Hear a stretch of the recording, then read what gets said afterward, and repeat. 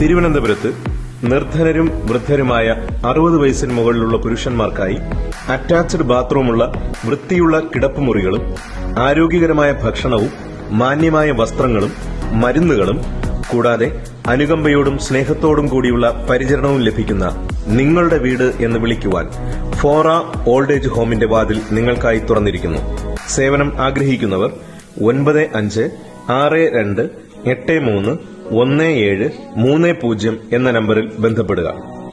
വൃദ്ധരും നിരാലംബരും ആയവരെ പരിപാലിക്കുന്നതിൽ ആർക്കെങ്കിലും പങ്കാളികൾ ആകുവാൻ താൽപര്യമുണ്ടെങ്കിൽ ഫോറയുടെ പ്രവർത്തകരുമായി ബന്ധപ്പെടുക.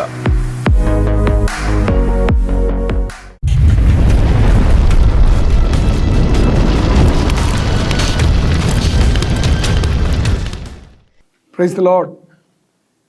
വീണ്ടും ബന്ധുവിനായ കർത്താവ് യേശു ക്രിസ്തുവിൻ്റെ നാമത്തിൽ എല്ലാവരെയും ഞാൻ സ്വാഗതം ചെയ്യുന്നു, വന്ദനം ചെയ്യുന്നു. ഇഗ്നൈറ്റ് ദ ഹോം മിനിസ്ട്രീസിൻ്റെ ഈ പുതിയ എപ്പിസോഡിലേക്ക് നിങ്ങൾക്കെല്ലാവർക്കും സ്വാഗതം. കടന്നു വന്ന എല്ലാ പ്രിയപ്പെട്ടവരെയും ദൈവം ഈ പകൽക്കാലത്തെ ഈ വചന ശുശ്രൂഷയാൽ അനുഗ്രഹിക്കട്ടെ എന്ന് ഞാൻ പ്രത്യാശിക്കുന്നു, പ്രാർത്ഥിക്കുന്നു. പ്രാരംഭമായി നമുക്ക് പ്രാർത്ഥിച്ച് ഇന്നത്തെ ഈ വചന ധ്യാനം ആരംഭിക്കാം. പരിശുദ്ധനായ ഞങ്ങളുടെ കർത്താവേ, ഞങ്ങളുടെ വിശ്വസ്ത ദൈവമേ, അനുഗ്രഹിക്കപ്പെട്ട ഈ നല്ല പകലിനായി സ്തോത്രം. അവിടുത്തെ പാദപീഠത്തിൽ ഞങ്ങൾ ഒരുമിച്ചായിരിക്കുന്നു. അവിടുത്തെ വചനം പഠിപ്പാൻ, ധ്യാനിപ്പാൻ കർത്താവെ ഞങ്ങളെ ധ്യാനിച്ച് കർത്താവെ ജീവിതത്തിൽ അത് അനുഗ്രഹം പ്രാപിപ്പാൻ ഞങ്ങളെ സഹായിക്കണമെന്ന് പ്രാർത്ഥിക്കുന്നു. അടിയങ്ങളെ താഴ്ത്തി സമർപ്പിക്കുന്ന യേശു ക്രിസ്തുവിൻ നാമത്തിൽ തന്നെ പിതാവേ, ആമേൻ. ഒരിക്കൽ കൂടെ വീണ്ടും വരുന്നവനായ കർത്താവ് യേശു ക്രിസ്തുവിൻ്റെ നാമത്തിൽ നിങ്ങളെല്ലാവരെയും ഞാൻ സ്വാഗതം ചെയ്യുന്നു, വന്ദനം ചെയ്യുന്നു. ഇന്നത്തെ അല്പസമയത്തെ ചിന്തയ്ക്കായിട്ട് യോഹന്നാന്റെ സുവിശേഷം 6-ാം അധ്യായം അതിൻ്റെ 5-ാമത്തെ വാക്യം, ജോൺ ചാപ്റ്റർ 6 വേഴ്സ് 5. യേശു വലിയൊരു പുരുഷാരം തൻ്റെ അടുക്കൽ വരുന്നത് കണ്ടിട്ട് ഫിലിപ്പോസിനോട്, ഇവർക്ക് തിന്നുവാൻ നാം എവിടെ നിന്ന് അപ്പം വാങ്ങും എന്ന് ചോദിച്ചു. കർത്താവ് യേശു ക്രിസ്തുവിൻ്റെ പരസ്യ ശുശ്രൂഷയുടെ കാലത്ത് താൻ വളരെയധികം സ്ഥലങ്ങളിൽ യാത്ര ചെയ്ത് കടന്നുപോയി. ഗലീല, അങ്ങനെയുള്ള ശമരിയ, അങ്ങനെയുള്ള പ്രദേശങ്ങളൊക്കെ കടന്നുപോയി കർത്താവ് സുവിശേഷം അറിയിക്കുവാൻ പോയിട്ടുണ്ട്. അവിടെ ചെല്ലുമ്പോഴൊക്കെയും കർത്താവ് ഒരു കാര്യം വളരെ ശ്രദ്ധിച്ചിരുന്നു. തന്നെ കാണാൻ വരുന്ന വ്യക്തികൾ സംതൃപ്തരായി മടങ്ങിപ്പോവുക എന്നുള്ളത്. അത് രോഗസൗഖ്യത്തിന് മാത്രമല്ലായിരുന്നു, എല്ലാ കാര്യങ്ങൾക്കും അത് പ്രാവർത്തികമായിരുന്നു. കർത്താവ് എപ്പോഴും വളരെ ശ്രദ്ധയോടുകൂടെ ആളുകളുടെ വെൽഫെയർ അന്വേഷിച്ചിരുന്നു. അവരുടെ മറ്റുള്ള കാര്യങ്ങൾ, അവരുടെ സുഖ സൗകര്യങ്ങളൊക്കെയും ക്ഷേമങ്ങൾ അന്വേഷിക്കുന്ന ഒരു വ്യക്തിത്വമായിരുന്നു നമ്മുടെ കർത്താവിൻ്റെ. അത് നമ്മുടെ ദൈവത്തിൻ്റെ വ്യക്തിത്വമാണ്. നമ്മളെക്കുറിച്ച് വളരെയധികം വിചാരപ്പെടുന്ന ഒരു ദൈവമാണ് നമ്മുടെ ദൈവം.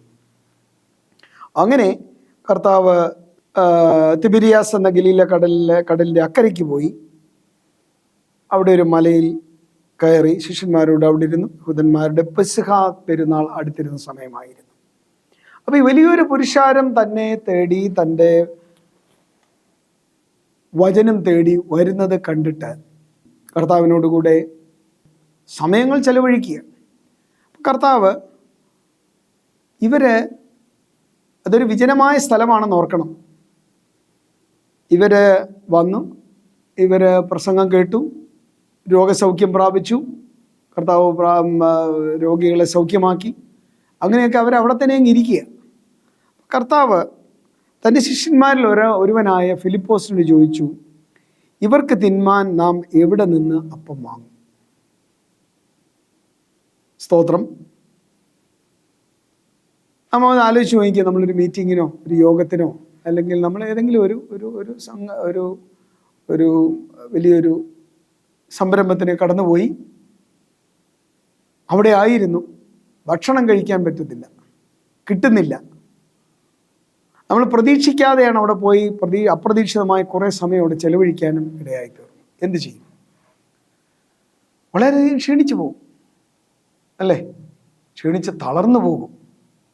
അങ്ങനെ ആയിരിക്കുന്ന സമയത്ത് ഒന്നീ നമ്മൾ ആ സ്ഥലം വിട്ട് പോകും, അല്ലെങ്കിൽ അവിടെ കുഴഞ്ഞു വീഴും. ഏതെങ്കിലും ഒന്ന് സംഭവിക്കും. അപ്പോൾ കർത്താവ് ഈ പുരുഷാരത്തെ മുഴുവൻ കണ്ടിട്ട് അവരോട് ചോദിക്കുകയാണ്, അവരുടെ ശിഷ്യന്മാരോട് ചോദിക്കുകയാണ്, ഇവർക്ക് നമ്മൾ എവിടെ നിന്ന് അപ്പം കൊടുക്കും? ശിഷ്യന്മാരും സത്യം പറഞ്ഞാൽ അന്നേരം അതിനെക്കുറിച്ച് ചിന്തിക്കുന്നത്. പലപ്പോഴും നാം ചിന്തിക്കുന്നതിന് മുമ്പായി നമ്മെക്കുറിച്ച് ചിന്തിക്കുന്ന ഒരു ദൈവമാണ് നമ്മുടെ ദൈവം.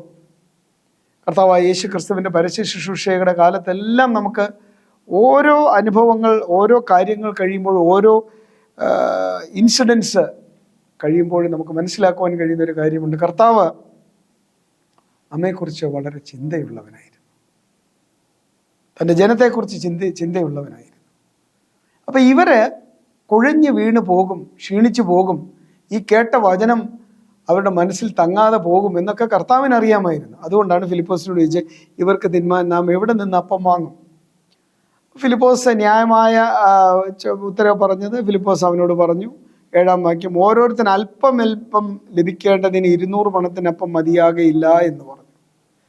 കുറേശ്ശെ കൊടുക്കാനാണെങ്കിലും 200 പണം, അന്നത്തെ കാലത്ത് ഒരു വലിയ തുകയാണ്, അതുപോലും വാങ്ങിച്ച തികയത്തില്ല എന്ന് പറഞ്ഞ് അതവിടെ നിർത്താൻ ആരംഭിച്ചപ്പോൾ കർത്താവ് പറഞ്ഞു, നിങ്ങളുടെ കയ്യിൽ, ഇവിടെ ഇരിക്കുന്ന ആരുടെയെങ്കിലും കയ്യിൽ, ഞാൻ എൻ്റെ ഭാവനയിൽ പറയാം, ആരുടെയെങ്കിലും കയ്യിൽ എന്തെങ്കിലും ഉണ്ടോ?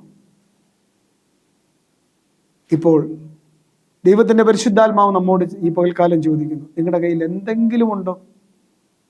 എന്തെങ്കിലും കർത്താവിൻ്റെ മുൻപാകെ കൊണ്ടുവെക്കുവാൻ. കർത്താവ് ഇത്രയേ ഉള്ളൂ, കർത്താവെ ഇത്രയുമേ എന്നെ കൊണ്ട് കഴിയുന്നുള്ളൂ, ഞാൻ ഒത്തിരി ശ്രമിച്ചതാ, പക്ഷെ ഇത്രേ എനിക്ക് കഴിയുന്നുള്ളൂ. കർത്താവ്, നമുക്കറിയാം, ആ ഭാഗം വായിച്ച്, ആ ഭാഗം പരിചയമുള്ളവർക്കറിയാം,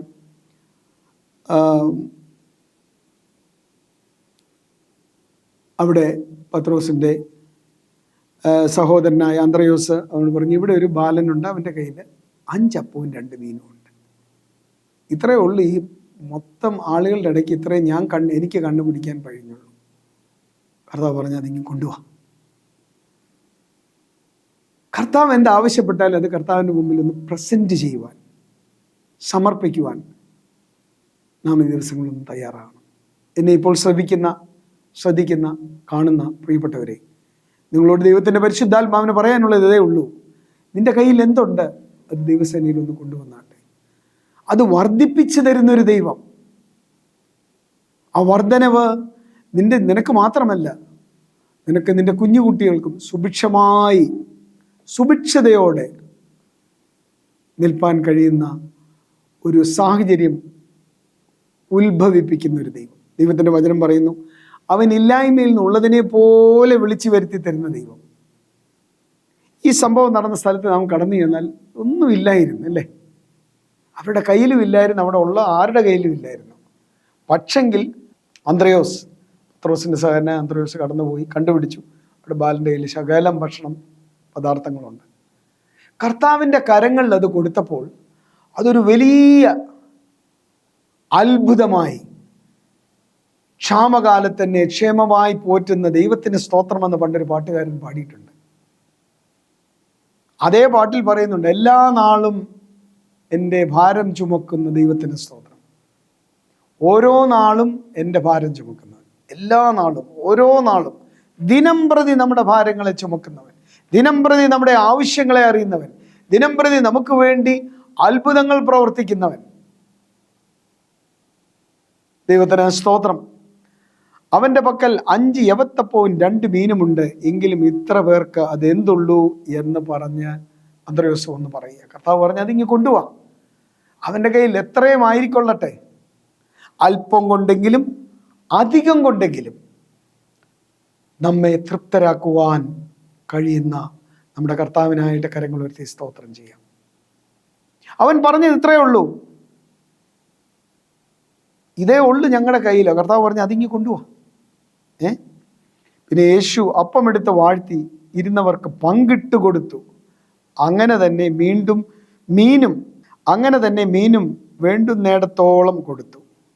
അവർക്ക് തൃപ്തിയായ ശേഷം അവൻ ശിഷ്യന്മാരോട്, ശേഷിച്ച കഷ്ണം ഒന്നും നഷ്ടമാക്കാതെ ശേഖരിപ്പീൻ എന്ന് പറഞ്ഞു. തൃപ്തിയായി, സന്തോഷമായില്ലേ? പിന്നെ ആർക്കും പോകണ്ട. ഒരിക്കൽ അപ്പോസ്തലനായ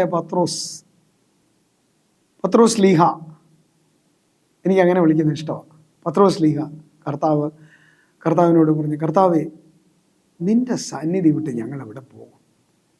കാരണം നിന്റെ പക്കൽ ജീവന്റെ മൊഴികളുണ്ട്, ജീവൻ നൽകുന്ന പുതുമന്ന നിന്റെ കയ്യിലുണ്ട്. അത് ഭക്ഷിച്ച് ഞങ്ങൾ ബലപ്പെടുകയാണെന്നാണ് പത്രോസ് പറഞ്ഞത്. ജീവൻ നൽകുന്ന പുതുമന്ന. ഇത് അവരുടെ വിശ്വാസം വർദ്ധിക്കുവാൻ കാരണമായി തീരേണ്ടതിന് കർത്താവ് ചെയ്തൊരു പ്രവൃത്തിയാണ്. കർത്താവ് അവരോട് പറഞ്ഞു, അത് നിങ്ങൾ അവരെ എല്ലാം ഒന്ന് ഇരുത്ത്, അവരെ എല്ലാം ഒന്ന് ലൈൻ ബൈ ലൈനായിട്ട് നിങ്ങളൊന്ന് ഓർഡറിലൊന്ന് ഇരുത്ത്, എന്നിട്ട് ഇതങ്ങോട്ട് അവർക്ക് കൊടുത്തേക്കാൻ പറഞ്ഞു. നമ്മൾ ഒരു ഓർഡറിൽ ഇരുന്ന് കഴിയുമ്പോഴുണ്ടല്ലോ, കർത്താവിന് വേണ്ടി കർത്താവൻ പറയുന്നത് പോലെ ഉള്ള ഓർഡറിൽ നമ്മുടെ ജീവിതം ഒന്ന് ക്രമീകരിക്കുമ്പോൾ സകലതും നന്മയ്ക്കായി കൂടി വ്യാപരിപ്പിക്കും.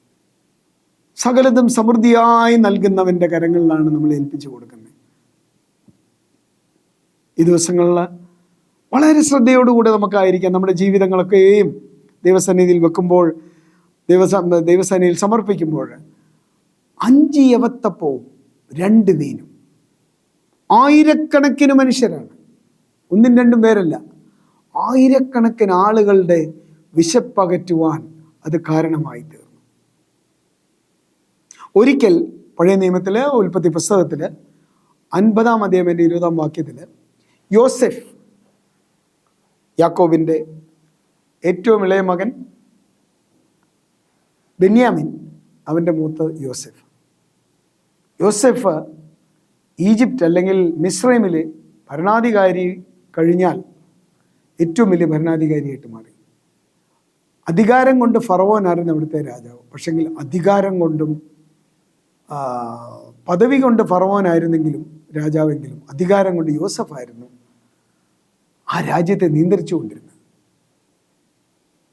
തൻ്റെ സഹോദരന്മാരൊരിക്കൽ പിതാവിൻ്റെ മരണശേഷം വന്നു പറഞ്ഞു, നീ ഞങ്ങളോട് ക്ഷമിക്കണം, ഞങ്ങൾ നിന്നോട് ചെയ്തു പോയത്. ഓക്കെ, യോസഫിൻ്റെ മറുപടി എന്തായിരുന്നു അറിയുമോ?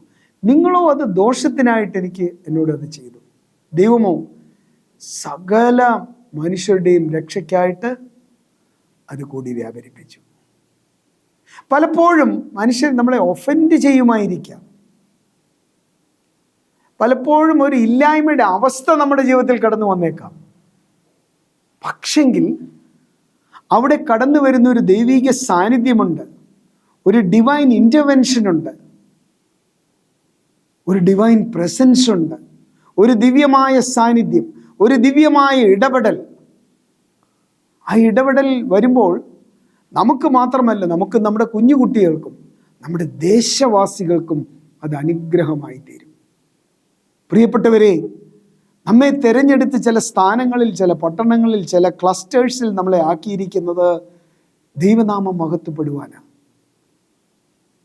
നീ ഒരു ദൈവ പൈതലെങ്കിൽ ഈ പകൽക്കാലം നീ വിശ്വസിച്ചാട്ടെ, എന്നെ ദൈവം ഈ സ്ഥാനത്താക്കിയിരിക്കുന്നത്, ഇന്ന് ഞാൻ കടന്നു പോകുന്ന അവസ്ഥകൾ, ഇതെല്ലാം സുവിശേഷത്തിൻ്റെ അഭിവൃദ്ധിക്ക് എന്ന് ഇന്ന് ഞാൻ അറിയുന്നുവെന്ന് പൗലോസ് ശ്ലീഹ പറഞ്ഞതുപോലെ നമുക്കും പറയാൻ കഴിയണം. എല്ലാ ബുദ്ധിമുട്ടുകളിലും മധ്യത്തിലും ഒരു ദൈവ പൈതലിൻ്റെ ജീവിതത്തിൽ ഇറങ്ങി വരുന്ന ഒരു ദൈവിക സാന്നിധ്യമുണ്ട്. ദൈവജനത്തിൻ്റെ മധ്യത്തിൽ ഇറങ്ങി വരുന്നൊരു ദൈവിക സാന്നിധ്യമുണ്ട്. അവിടെ ഒരു സുഭിക്ഷതയാണ് കാണുവാൻ കഴിയുന്നത്. ഇവർക്ക് നാം എന്ത് കൊടുക്കും? ശിഷ്യന്മാർ കൈമലർത്തി. അവരെ സംബന്ധിച്ച് അതിനൊരു ഉത്തരമില്ല. ഉത്തരമില്ലാതിരിക്കുന്ന നമ്മുടെ പല ചോദ്യങ്ങളും, അല്ലെങ്കിൽ ലോകം നമ്മോട് ചോദിക്കുന്ന പല ചോദ്യങ്ങളുടെയും ഉത്തരം ക്രിസ്തുവാണ്. എൻ്റെ മാതൃ സഹോദരൻ സുവിശേഷ മീറ്റിങ്ങുകളൊക്കെ സംഘടിപ്പിക്കുമായിരുന്നു, ക്രൂസൈഡുകളൊക്കെ. അപ്പോൾ ആ സ്റ്റേജിൻ്റെ പുറകിൽ എപ്പോഴുമുള്ള ഒരു ബാനർ ഉണ്ടായിരുന്നു, ഏക ഉത്തരം ക്രിസ്തു. ആദ്യമൊക്കെ അത് വായിക്കുമ്പോൾ എനിക്ക് മനസ്സിലായിട്ടില്ല, ഇതെന്താന്ന് ഞാൻ ചോദിച്ചിട്ടില്ല, പക്ഷെ എനിക്ക് മനസ്സിലായിട്ടില്ല. നാളുകൾ കഴിഞ്ഞപ്പോൾ ജീവിതത്തിലെ പല പന്താവുകളിൽ കൂടെ ദൈവം എന്നെ കടത്തിവിട്ടപ്പോൾ എനിക്ക് മനസ്സിലായി, എല്ലാ ചോദ്യങ്ങളുടെയും ഉത്തരം യേശു ക്രിസ്തുവാണ്. Jesus Christ is the Lord of all. സകലത്തിനും കർത്താവ് യേശു ക്രിസ്തുവാണ്. ഇന്ന് നമ്മൾ ആലോചിച്ച് നോക്കി, ഈ ഇത്രയും ആയിരക്കണക്കിന് മനുഷ്യർ വന്നിട്ട് അവർക്ക് ആ നേരത്തേക്കുള്ള ഭക്ഷണം, ആഹാരം നിങ്ങൾക്ക് സമൃദ്ധിയായി ഉണ്ടാകേണ്ടതെന്ന കർത്താവ് പറഞ്ഞു. കർത്താവ് വന്നപ്പോൾ ആ ഒരു സമൃദ്ധി കണ്ടോ? കർത്താവിൻ്റെ പ്രസൻസിൽ കൂടെ ഉണ്ടായ ഒരു സമൃദ്ധി കണ്ടോ? വേറെ 5 അപ്പവും 2 മീനും, വേറെ ഒന്നും അവിടെ ഇല്ല, ഉള്ളത് ഇത് മാത്രം. എന്താ ചെയ്യുക? ദൈവസാന്നിധ്യം ഇറങ്ങി വരുമ്പോൾ 30 മേനി വിതച്ച് 100 മേനി കൊയ്തെടുത്ത ഇസഹാക്കിൻ്റെ അനുഭവം, ഇസഹാക്ക് അനുഭവിച്ച ആ ഒരു വലിയ സന്തോഷം ഉൽപ്പത്തി പുസ്തകത്തിൽ നമുക്ക് അത് വായിക്കുവാൻ കഴിയും. ഇസഹാക്ക് എന്ന അബ്രഹാമിൻ്റെ മകൻ, വാഗ്ദത്ത സന്തതി, ഗരാർ എന്ന് പറയുന്ന ദേശത്ത് കടന്നു ചെന്ന് അവിടെ ക്ഷാമമുണ്ടായിരുന്നു. ഇസഹാക്ക് ആ വർഷം 30 മേനി വിതച്ചു, 100 മേനി കൊയ്തു. എന്നാലോചിച്ച് നോക്കിക്കേ, ദൈവത്തിൻ്റെ കരം വരുമ്പോൾ അല്പമേ ഉള്ളൂ, വേറെ ഒന്നുമില്ല. പക്ഷെങ്കിൽ അതിനെ ഒരു വർധനവായി കാണുവാൻ ഇടയായിത്തീരും. ഇന്ന് നീ ആത്മീക ജീവിതത്തിൽ, ഇത് ഭൗതികമായ കാര്യങ്ങൾ പറയുമ്പോഴേ നമുക്ക് മനസ്സിലാകത്തുള്ളൂ. നിന്റെ ആത്മീക ജീവിതത്തിൽ ആലോചിച്ച് നോക്കി, കർത്താവെ എനിക്ക് പ്രാർത്ഥിക്കുവാൻ കഴിയുന്നില്ല, കർത്താവെ എനിക്ക് നേരാവണ്ണം ഒന്ന് ആത്മാവിൽ ആരാധിക്കുവാൻ കഴിയുന്നില്ല, കർത്താവെ എനിക്ക് വളരെ ക്ഷീണാവസ്ഥ വരുന്നു, ശാരീരികമായും ക്ഷീണിക്കുന്നു, ഞാൻ എന്ത് കേട്ടാലും ഞാൻ ക്ഷീണിച്ചു പോകുന്നു, തളർന്നു പോകുന്നു. സമൃദ്ധിയായി നൽകുന്നവൻ, സകലതും നന്മയ്ക്കായി കൂടി വ്യാപരിപ്പിക്കുന്നവൻ, സകലത്തെയും പുതുതാക്കി തീർക്കുന്നവൻ, നിന്റെ ഹൃദയങ്ങളെയും നിന്റെ മനസ്സുകളെയും ക്രിസ്തുവേശുവിൽ കാത്തു സൂക്ഷിക്കുന്ന ആ ദൈവിക സാന്നിധ്യം നീ അനുഭവിക്കും. ഈ പകൽക്കാലം എന്നെ ശ്രവിക്കുന്ന, എന്നെ കാണുന്ന, കേൾക്കുന്ന എല്ലാ പ്രിയപ്പെട്ടവരോടും ഞാൻ ഒരു കാര്യം ഗ്യാരണ്ടി ചെയ്യട്ടെ, ഉറപ്പിച്ച് പറയട്ടെ, നിന്റെ എല്ലാ പ്രയാസങ്ങളും മാറുന്നത്, നിന്റെ എല്ലാ ഇല്ലായ്മകളും മാറുന്നത് ക്രിസ്തുവേശുവിൻ്റെ സന്നിധിയിലാണ്. അതിന് കർത്താവിനെ രക്ഷിതാവായി സ്വീകരിക്കുക എന്നുള്ളതാ ആദ്യത്തെ സ്റ്റെപ്പ്. കർത്താവെ, അവർക്ക് എല്ലാവർക്കും കൂടെ ഞങ്ങൾ എവിടുന്ന് കൊടുക്കും? ഞങ്ങളുടെ കയ്യിൽ അതിനുള്ള പണമില്ല, ഞങ്ങളുടെ കയ്യിൽ അതിനുള്ള സ്രോതസ്സില്ല, വഴികളില്ല. പക്ഷെങ്കിൽ കർത്താവേ, നിന്റെ പക്കൽ എല്ലാം ഉണ്ട് എന്നവർ പറഞ്ഞില്ല. പക്ഷെങ്കിൽ പുതിയ നിയമവിശ്വാസികളായിരിക്കും നമുക്ക് ഈ പകൽക്കാലം പറയും, കർത്താവേ എൻ്റെ കയ്യിലൊന്നുമില്ല, പക്ഷെ ഒരു കാര്യം എനിക്ക് ഉറപ്പാണ്, നിനക്ക് സകലതും സാധ്യമാണ്. All things are possible with you Lord. കർത്താവ് തിരുവായി മൊഴിഞ്ഞൊരിക്കൽ പറഞ്ഞു, ഞാൻ ജീവന്റെ അപ്പമാകുന്നു, എന്നെ തിന്നുന്നവൻ എൻ മൂലം ജീവിക്കും. ജീവന്റെ അപ്പമായവൻ അന്ന് ആ മലമുകളിൽ, ആ മലഞ്ചരിവിൽ ഇറങ്ങി വന്നു. ജീവന്റെ അപ്പമായവൻ മാനുഷികമായി അവർക്ക് വേണ്ടതെല്ലാം നൽകി കൊടുത്ത് അവരെ തൃപ്തരാക്കി. അല്ലേ? ഒരു പാട്ടുകാരൻ ഇങ്ങനെ പാടി, എല്ലാ മുട്ടും തീർത്ത നല്ല കർത്താവിന് അല്ലും പകലും സ്തോത്രമർപ്പിക്കുന്നു, അല്ലും പകലും ഹല്ലേലൂയ ഞാൻ പാടുന്നു എന്നാണ് പാട്ടുകാരൻ പാടിയത്. എല്ലാ മുട്ടും തീർത്ത് തരുന്ന എൻ്റെ ദൈവം. അപ്പോസ്തലനായ പൗലോസ് ഞാൻ എപ്പോഴും ഉദ്ധരിക്കുന്ന ഒരു ഉദ്ധരണിയിൽ എടുത്ത് പറയുന്ന ഒരു വാക്യമുണ്ട്, എൻ്റെ ദൈവമോ നിന്റെ ബുദ്ധിമുട്ടുകളൊക്കെയും അറിയുന്നു. ആ ജനത്തിൻ്റെ ബുദ്ധിമുട്ട് അന്നേരം കർത്താവിന് അറിയായിരുന്നു. ഇവർ വിശന്നിരിക്കുക, കുറച്ചുകൂടെ കഴിഞ്ഞാൽ ഇവർ തളരും, കുറച്ചുകൂടെ കഴിഞ്ഞാൽ ഇവർ ക്ഷീണിക്കുക, കുറച്ചുകൂടെ കഴിഞ്ഞാൽ ക്ഷീണിക്കും, കുറച്ചുകൂടെ കഴിഞ്ഞാൽ തളരും, അല്പം കൂടെ കഴിഞ്ഞാൽ അവരങ്ങ് വീണു പോകും. അപ്പോസ്തലനായ പൗലോസ് പറഞ്ഞത് എത്ര കറക്റ്റാണ്. എൻ്റെ ദൈവമോ നിന്റെ ബുദ്ധിമുട്ടുകളൊക്കെ അറിഞ്ഞ് തൻ്റെ ധനത്തിനും മഹത്വത്തിനും ഒത്തവണ്ണം. കണ്ടില്ലേ, കർത്താവ് തൻ്റെ ധനത്തിനും മഹത്വത്തിനും ഒത്തവണ്ണം ഇറങ്ങി വന്ന് ആയിരങ്ങളെ പോഷിപ്പിച്ചു. ആയിരങ്ങൾ തിന്ന് തൃപ്തരായി, സംതൃപ്തരായി. അവരറിയാതെ ദൈവത്തിന് മഹത്വം കൊടുത്തു. നിന്റെ നിന്റെ ക്ഷാമാവസ്ഥയിൽ നിന്നെ സഹായിക്കുന്ന ഒരു ദൈവം എന്ന് പറഞ്ഞ് അങ്ങനെ ദൈവത്തെ കാണരുത്. അത് നമ്മുടെ ഒരു ആവശ്യമാണ്. It is the need of the അവർ. ഈ കാലഘട്ടത്തിൻ്റെ ആവശ്യമാണ്, ഈ മണിക്കൂറിലെ ആവശ്യമാണ്. പക്ഷെങ്കിൽ അതിനേക്കാൾ വലിയൊരു ആവശ്യം നിവർത്തിച്ചു തരുന്ന ഒരു ദൈവമാണ് നമ്മുടെ ദൈവം. എന്താണ്? നമ്മെ നിത്യതയിൽ ചേർക്കുക എന്നുള്ളത്. പാപത്തിൽ നിന്ന് മോചനം തന്ന് പാപത്തെ വെറുത്ത് ശാപഗ്രസ്തരായി തീരാമായിരുന്ന നമുക്ക് പാപമോചനം തന്ന നിത്യത നമുക്ക് ഉറപ്പാക്കിയ ദൈവം. വലിയൊരു കാര്യമല്ലേ ഇത്? പ്രിയപ്പെട്ടവരെ, നാം ചിന്തിച്ചു നോക്കിക്കേ. നമ്മുടെ വ്യക്തിപരമായ ജീവിതത്തിൽ ഇന്നും യേശുവിൻ്റെ സാന്നിധ്യം എത്രമാത്രം നമ്മെ സന്തോഷിപ്പിക്കുന്നു. ഈ യേശുവിൻ്റെ സാന്നിധ്യം നമുക്ക് എത്രമാത്രം സംതൃപ്തി നൽകുന്നു. യേശുവിൻ്റെ സാന്നിധ്യം എത്രമാത്രം നമ്മെ സന്തുഷ്ടരാക്കി തീർക്കുന്നു. ഞാൻ ജീവന്റെ അപ്പമാകുന്നു.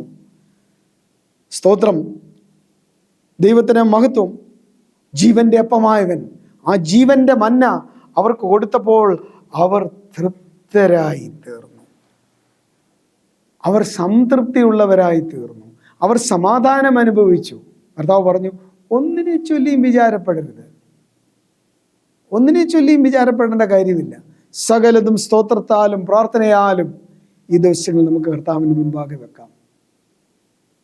ജീവന്റെ അപ്പമായവൻ, ഞാൻ തന്നെ വഴിയും സത്യവും ജീവനുമെന്ന് അരുളി ചെയ്തവൻ, ആ ഒരു കൂട്ടം മനുഷ്യരോട് കരുണ കാണിച്ച ദൈവം ഇന്ന് പകൽക്കാലം നിങ്ങളായിരിക്കുന്ന മുറിയിൽ ഇപ്പോൾ ഇറങ്ങി വന്നിട്ടുണ്ട്. സന്തോഷത്തോടെ അവനെ ഒന്ന് സ്വീകരിച്ചാട്ടെ. ദൈവത്തിനും അവന് മഹത്വം കൊടുത്തുകൊണ്ട് അവനെ ഒന്ന് ആദരിച്ചാട്ടെ. ഭാരപ്പെട്ട് കഴിഞ്ഞ രാത്രിയിൽ കിടക്കയിൽ മറിഞ്ഞും തിരിഞ്ഞും കിടന്ന പ്രിയ സഹോദര സഹോദരി, നിന്നെ ഒന്ന് ആശ്വസിപ്പിപ്പാൻ, നിന്നെ ഒന്ന് സംതൃപ്തനാക്കുവാൻ ഈ പകൽക്കാലം നിന്റെ മുറിയിൽ എൻ്റെ യേശു വന്നിട്ടുണ്ട്. കർത്താവിൻ്റെ സാന്നിധ്യം ഒന്ന് അനുഭവിച്ചറിഞ്ഞാട്ടെ. ജീവന്റെ അപ്പമായവൻ, എന്നെ തിന്നുന്നവൻ എന്മൂലം ജീവിക്കുമെന്ന് പറഞ്ഞവൻ, അരുളി ചെയ്തവൻ, ഈ പകൽക്കാലം നിന്നെ ഒന്ന് ആശ്വസിപ്പിക്കട്ടെ. ദൈവത്തിന് മഹത്വം. ഈ ശിഷ്യന്മാരോട് പറഞ്ഞു, ശേഷിച്ച അപ്പക്കഷ്ണങ്ങളൊക്കെ ശേഖരിച്ചു വെച്ചാലും പറഞ്ഞു. 12 കുട്ട, ഓരോ ശിഷ്യന്മാർക്കും ഓരോ കുട്ട നിറച്ച് ശേഷിപ്പ് കളക്ട് ചെയ്യാൻ പറ്റി. തിന്ന് തൃപ്തരാക്കുന്ന ശേഷിപ്പ് ബാക്കി വെക്കുന്ന രീതിയിൽ തൃപ്തിയോടെ നമ്മൾ തീർത്തു പാത്രമെല്ലാം ക്ലീൻ ചെയ്തെന്ന് പറയും. ഇതെത്ര ക്ലീൻ ചെയ്താലും പിന്നെയും ബാക്കി വരുന്ന, നിറഞ്ഞു കവിഞ്ഞൊഴുകുന്ന ഒരു ദൈവിക അനുഗ്രഹം, അത് ആത്മാവിൽ ആദ്യം ആരംഭിക്കട്ടെ. പരിശുദ്ധാത്മാവിൻ്റെ നിറവിൽ നാം നിറഞ്ഞു കവിയട്ടെ. പരിശുദ്ധാത്മാവ് നമ്മിൽ കൂടെ നിറഞ്ഞു കവിയട്ടെ. ആത്മീക സന്തോഷം നമ്മിൽ കൂടെ നിറഞ്ഞു കവിയട്ടെ. ശക്തമായ ദൈവിക സാന്നിധ്യം അനുഭവിക്കട്ടെ. ദൈവത്തിന് മഹത്വം, ദൈവത്തിന് മഹത്വം. എപ്പോഴും ക്രിസ്തുവേശുവിൽ സന്തോഷിപ്പാൻ ദൈവം നമ്മെ അതുമൂലം ഇടയാക്കി തീർക്കും. കർത്താവ് യേശു മലയിൽ കയറി ശിഷ്യന്മാരോട് അവിടെ ഇരുന്നു. കർത്താവ് ഇതെല്ലാം എന്താ ചെയ്ത? 3-ാമത്തെ വാക്യം, 6-ാം അധ്യായം 3-ാം വാക്യം പറയുന്നു, യേശു മലയിൽ കയറി ശിഷ്യന്മാരോടുകൂടി അവിടെ ഇരുന്നു. പലപ്പോഴും ദൂരെ ഇരുന്ന് നമ്മെ നോക്കുന്ന നമ്മുടെ കർത്താവിൻ്റെ ആർദ്രതയുള്ള കണ്ണുകളിലേക്ക് നോക്കുവാൻ ഈ പകൽക്കാലം ദൈവം നമ്മെ സഹായിക്കട്ടെ.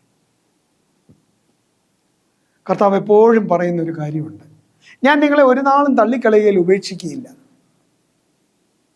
അതൊരു വലിയ വാഗ്ദത്തമാണ് പ്രിയപ്പെട്ടവരെ. കർത്താവ് ഈ ലോകത്തിൽ നിന്ന് എടുക്കപ്പെടുന്നതിന് മുമ്പ് ശിഷ്യന്മാർക്ക് കൊടുത്ത വാഗ്ദത്തമാണ്. ആ വാഗ്ദത്തം ഇന്നും നമുക്ക് വേണ്ടി നിലനിൽക്കുന്നു.